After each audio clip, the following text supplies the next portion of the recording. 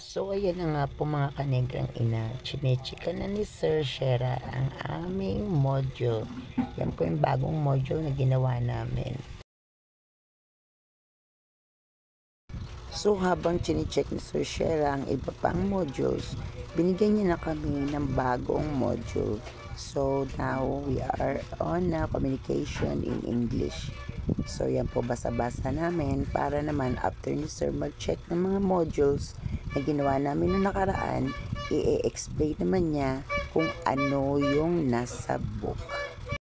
At ito po talaga ang nagdala mga kanegrang ina, ang Negrang Ina Squad.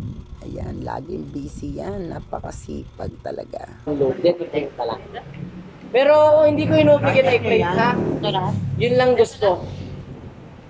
And then 25.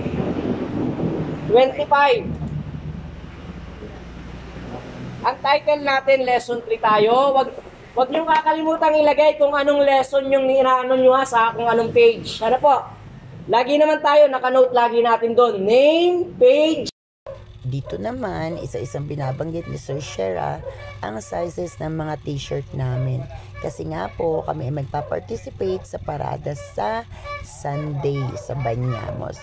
Kaya ayan, si Sir na po ang nag-decide kung ano-anong mga size and we're going to figure it out. Mag-switch na lang kung may malaking sizes. Diba po? Thank you so much, Sir Shera. Edsel ay video. Okay na. Basta, malay nyo malaki ang size. Malaki sizes dito.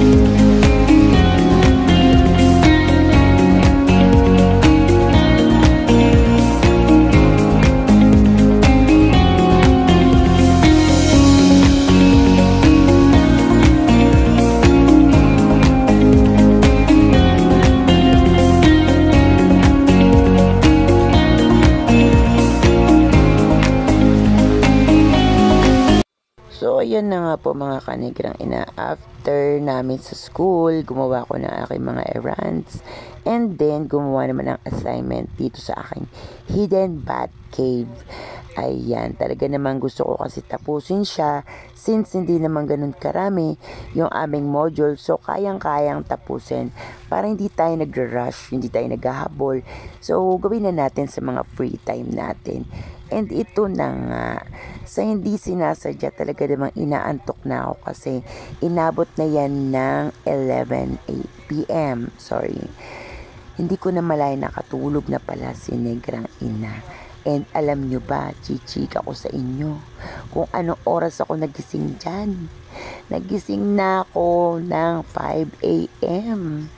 Diba? Sobrang pagod yata sa aking mga ginawa sa bahay. Kaya ayan po, nakatulog tayo. Sleep like a baby, Negrang Ina. So thank you guys always. Bye.